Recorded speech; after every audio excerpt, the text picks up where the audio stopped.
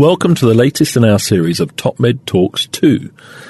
In these podcasts, the TopMedTalk team is in conversation with global thought leaders in perioperative care. TopMedTalk. Well, hello and welcome. We are here at the 7th Annual World Patient Safety Summit in Huntington Beach, Southern California.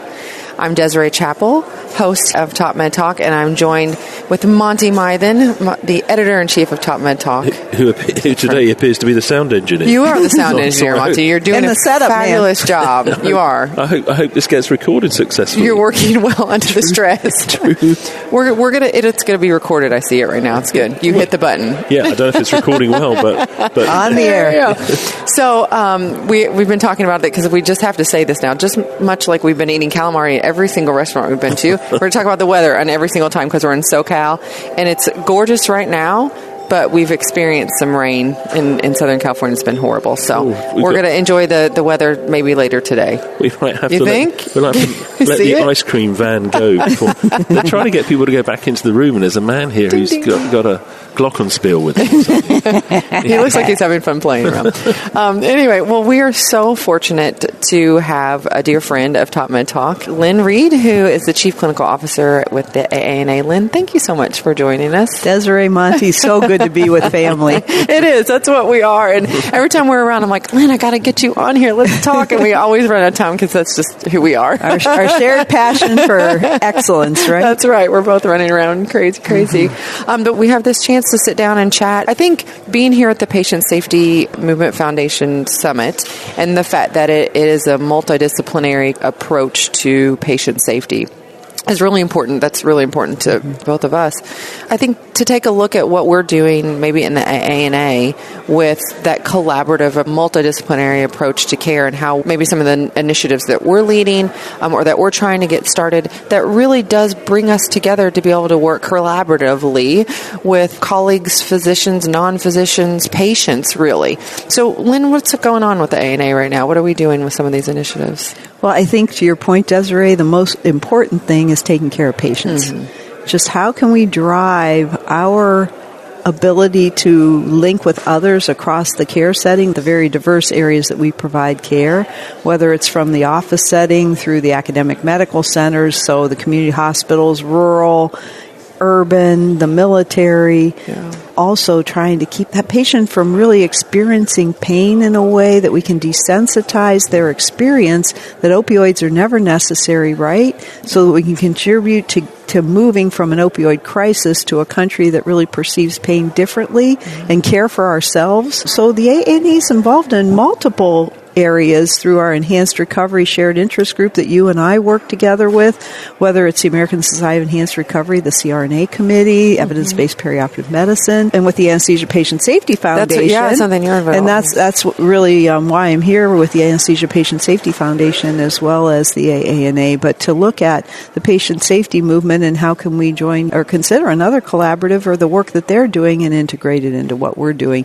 to really touch patients. And patients have been here talking. Yes, and I love that. Yes, and how do we really help our patients understand those signals to know that there's some trouble brewing so that they can get the care that they need, the appropriate care when we don't even recognize it? How can we make the patient our partner in safety, right? And, I look at the way we interact or how, you go to these meetings and if they do actually happen to have a patient, the interaction that we have with them on that level, it's so very different than what we do on a daily basis when we're doing pre-ops and seeing them in PAT or even seeing them post-op. It's just a different interaction. And I think that there's probably a lot to be learned from that we maybe need to turn the focus into not just, milling them through and getting everybody through the line, which, we're all under time constraints. I totally understand that.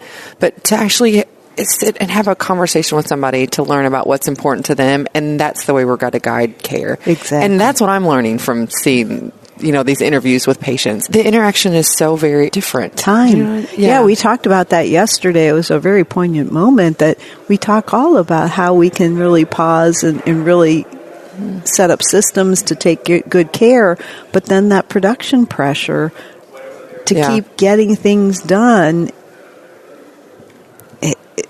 it's still a struggle. It's still the pivot point that we have to address, right? Yeah. It is. We talk about how we can do this collaboratively because it's just not just about one group. We all touch the patient, any of the providers during their, surgical journey or just their journey through the healthcare. So what are we talking about in the AANA? And I mean, you're involved with a diverse group, a large community, nursing community, AP. I mean, you're involved in these. So what are these conversations that people are having about how we work together to do something? Because it's all fine and dandy if it's on paper, but what are we actually doing? Oh, my head is swimming. I know. I'm sorry. It's a big question. No, that's okay. Yeah, no, I feel like the patient who just tried to hear the questions that were asked up on the stage. I mean, it was like... I think that's what patients probably feel like when they're being asked questions. Right, because we have our tribal languages, and how do we start speaking the patient's language? But I think the conversation that was here was so important. We've all talked about how do we coordinate all these disparate systems to serve the patient? How can we get to the data? How can the patient have just their own data? So when I come see you, here, Desiree, this is who I am and what you need to know. Monty, I was just in your hospital, but you can't see me in your system because it's a whole different medical record than the other office was using. So that's really important. Why don't we let patients have their whole complete record, right? How did that get stalled? Didn't Microsoft and Apple at one stage launch your health record? I think Google was trying to do that too, weren't they? I think so. I can get into my bank account with a thumbprint login. And look around my bank accounts and all the exchanges and all that sort of thing. Why can't I look at my medical records? Absolutely. We talked about this back in the 80s, that we would have like a credit card with the chip in it, right? That would have, everywhere you went, everything would be on this little card. Never happened. No. Who's stopping it, though? I was just going to say, in fact, whenever I was working as a nurse, I mean, it was kind of like we didn't show the medical records to the patients. So what they talked about this morning was the HIPAA, the confidentiality piece. But what the gentleman was saying was that HIPAA stops when the patient has their own information. Yeah, exactly. And then they can do with it what they choose to do with it. So give it to us. Yeah. And even in the patient portals, I don't know, I haven't been part of healthcare that I have my own patient portal, but can I export that information to whoever I go see? And can they input information into the system? No, I don't think so. It's achievable. Some of those barriers have been broken down. We interviewed a gentleman who's ex-anesthesiologist who set up a company He's a recovering anesthesiologist? recovering medical director, I think, who set up something called My Pre-Op, which was, in other words, was the ownership of, and he's been enabling the transfer of data out. So in other words, could you send me all my data, please? Can you transfer it in? And they say, oh, hang on a second. That's not allowed because of him. Hang on a second. It's my. Yeah. I'm not worried about you leaking it. Someone else is my data. Yeah. He is brilliant. He is moving an agenda. I know who you're talking about. It's impressive stuff. Yeah. So what else are we doing at the AANA recently? I don't know. There's so much going on. Well, I think that the pain, all the stuff, all the pain initiatives. I know there's a couple large-scale U.S. groups that are getting together that are trying to address this. I mean, are we involved in any of that? Or are you sure, HHS just came out with their document. It's a 90-day comment, and it talks about the availability of providers to provide pain care is really limited. So it's kind of physician-centric at the moment, but we're working with them to change that language. But no, CRNA, Bruce Shaniboom served on that task force. All forms of pain meds, or pain management? Yeah. But, the restriction of physicians are keeping control of all, really? Of advanced pain management, and sure, yes. Okay. The biggest constraint to practice in the country is at the medical staff level because the physicians still control that, Monty. Is that because of because there are financial levers that are involved? Absolutely. It's always a complicated conversation, but in the NHS, we're more than delighted for anyone to do. Yes. Oh, my God. The old story used to be that the junior doctor, when I was young, was woken up in the middle of the night to say, could you come up and write up some acetaminophen, some paracetamol for a patient? And he said, why? He says, well, they've got a headache. And he said, well, what do you do, nurse, when you've got a headache? He says, well, I take some acetaminophen, some paracetamol. Yeah, I open my purse. Yeah, he said, well, can you give them some of yours? Oh, my God. You see what I mean? Because you can buy it in the chemist. I know. So you can go downstairs and buy some in the shop in the lobby of the hospital. So give it up, man. Well, and I know you've heard me tell the story when I had the ruptured appendix last year, and I'm like, I woke up. Are you having pain? Do you need morphine? Are you having pain? And I mean, this is a top 100 hospital in this country. No enhanced recovery pathway. And then I get to the floor and I said, I thought I need to mobilize, right? Drink, eat, mobilize. Dream. And so I asked the nurse, what do I have ordered for walking, right? Yeah. And she said, Norco. I said, no. No, oh my I said, and what's no. Norco? That's an opioid. Yes. Yeah. I said, no acetaminophen, no ibuprofen. No. Well, you can't have ibuprofen. You might bleed. I'm like, no. Oh, my God. I said it would be okay. I could open my purse over there. To your point. It's like, give me my That's why purse. I'm telling you the story. But isn't that the point? The patients are the ones that know they don't want the narcotic. They want it sparingly when it's appropriate.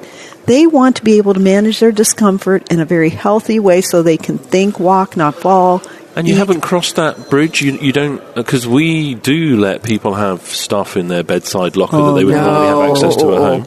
That's brilliant. There are also electronic Dosset boxes so that they're controlled in such a way... So it's like a PCA, oral, patient-controlled analgesia that they can just... You say, I'd like some... Because they recognise, acetaminophen, paracetamol, Tylenol, whatever you call it, they recognise their usual non-steroidal that they're happy taking. They hit the button, and if the time window is allowing them to take another dose, it pops open and they can have the tablets. We have that for IV narcotics, but not for oral non-narcotic. You can have IV heroin, but you can't have a box of Tylenol. You just can't have a box of Tylenol. That is brilliant. Yeah, I mean, I'm so glad. Always glad to talk with you. Yeah, I never heard that. I heard of that system before. It's some places have. They've liberalised the fact that the drugs you're going to go home with, you can have them when you're in hospital. Sure. Yeah. Because what's the magic thing that happens when you leave? You leave with a big sack of stuff. Right. But when you're in here, you can't have 6 of them. Control of your care. Exactly. Yeah. Crazy. Oh, well, that changes. Well, I think we need to talk to the folks who do the automated dispensing units because I think there's a market piece here that needs to be addressed. We're going to cut that one out of it. We're going to keep that for ourselves. No, I'm kidding. No, that's really interesting. It's funny, all these conversations, it keeps coming back to the patient. Yes. And so I think that I don't know what initiatives are going on now. I mean, it seems like everybody has to get their house in order, but I mean, how do we start disseminating information to the patients and getting the word out there? Because I still think that, in Kentucky, we still have a ton of patients that want their narcotics. They don't want to hear. They'll participate in an enhanced recovery program if that's what we're doing. But if they don't know anything about it, they're always going to ask for the narcotic first. So identify those thought leaders, those people who manage or matter to all those different people. AARP is doing incredible work to move the agenda to make the patient at the center of their care. AARP won't make sense to everyone around the world. Oh, sorry.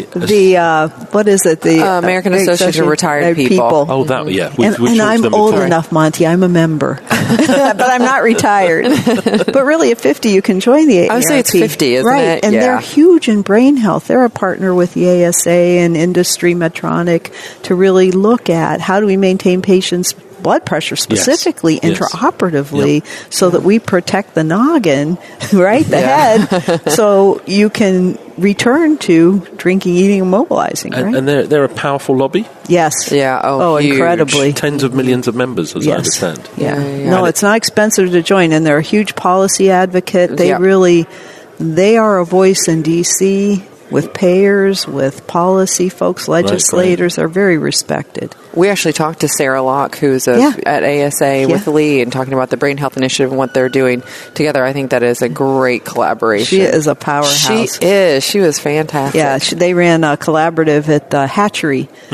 That's where the founder of AARP, and I won't tell the story perfectly, but it's how I remember it. But she said that's how ideas happen. When you look at a hen house, that's where ideas all happen. So they created this space in D.C. in Gallery Place. It's up on the second floor, and it's just a creative spaces for thinking and creating. Yeah. Oh, wow. So the Hatchery. Very cool. Huh? I hadn't heard that before.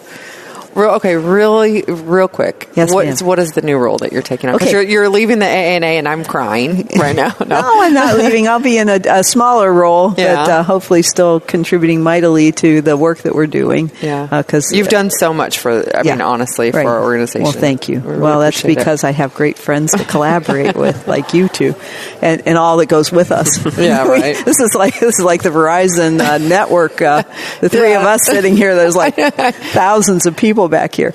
But going to Northeastern University, where I actually acquired my doctorate in nursing practice, but to join Maria Van Pelt and her team as an educator.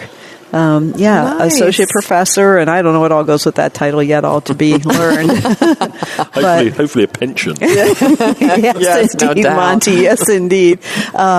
And parking, maybe. The P's that get people to come to meetings, pensions and parking. That's hilarious. Yeah, but I'm really excited because it's in Bouvet College inside. It's the Health Sciences College inside of Northeastern, and so it's interprofessional because it's not just the College of Nursing or the College of Medicine or anything like that. And so I'm a fellow of the National Academies of Practice as well, and so that's 14 different professions, including veterinary medicine. Oh my gosh, because really? they keep us well, right? Yes. Because they take care of our pets. So I'm really looking forward to touching the profession at the beginning again, something I did early on as a clinical and didactic faculty for a hospital program back in Canton, Ohio, and bringing all my friends with me to help offer them perspective that they won't garner for years without somebody offering it to them from the beginning. So how do we really mentor and develop our future anesthetists and mentor them into leadership, because that's really where we're going to touch patients. It's not just when you provide that care directly. It's really when you're in your community working. And Well, can we bring a road show to you? We're doing road shows now. Yes, we are. Which are great fun. Absolutely. We did one a week or so ago in a bar. Yeah, we did. It just was popped so up in much a fun. bar. It was great. Everyone turned up, had a great evening. Well, we could talk to the Questions dean afloat. set up in the middle of campus and just talk to Fantastic. all Oh the my people gosh. coming and going with all their different thinkings Can we and do it between professions. May and September? Yes, absolutely. I arrive May. I think they'll be all ready to go. We'll be talking. They'll be melted, and it'll be good. Not that we don't like snow, but snow's better with slopes, I think. Yeah, absolutely. Or just sit in the middle of the student center and see what's happening. Yeah. Well, I wish you all the luck in the world. Oh, thanks, I know. Desiree. You're coming with me. I know. Everybody's coming. Yeah, that's right. That's right. Well, you'll be fabulous in that role. I have that's so who much you to are. learn, so thank you. Well, My I'm sure, educator but- colleagues are already reaching out and offering me their pearls. So, great. Oh, much congratulations. like the cancer children with their beads, think of all the people who've given us our pearls to provide anesthesia care and leadership all these years. So I hope I can offer them a few pearls to start to increase the size I think of their your necklace is long. I think it's going to be, you have a lot of beads, just pearls to share. Well, like the kids, I hope there's a lot of people helping me carry that weight, right? Yeah. It's sad when they have so many necklaces that their family members start wearing them for them because of all their treatments and experiences. So I hope these are more positive. Happy beads. Happy beads. There we go. Yeah. Well, Lynn, it was beautiful to talk to you today. Thank you so much. And wonderful to see your smiling face. And we will catch up with you next time. Well, so surprised to see both of you here and so grateful. Thank you. Thank you, TopMedTalk community. Have a great day. Thank you. TopMedTalk. Nick Majerison here. Thanks for listening to TopMedTalk. Now, before we let you go, it's important that we remind you to subscribe to TopMedTalk. That way you'll never, ever miss another episode. Also, if we could encourage you to join us on social media, Twitter, Facebook, LinkedIn, YouTube, pretty much every single social media platform, we're there. Join us. And finally, check out TopMedTalk.com. If you go to our website, you can subscribe to email updates. That way we can always tell you where we're going to be, what we're going to be doing, and how you can join us. TopMedTalk.com and click on the section marked email updates. Finally, TopMedTalk is proud to act as the broadcasting arm of EBPOM, Evidence-Based Perioperative Medicine. We'd love you to find out more about them as well. ebpom.org is their website. That's ebpom.org.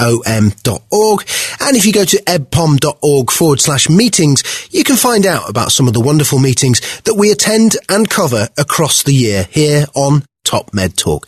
That's edpom.org/meetings.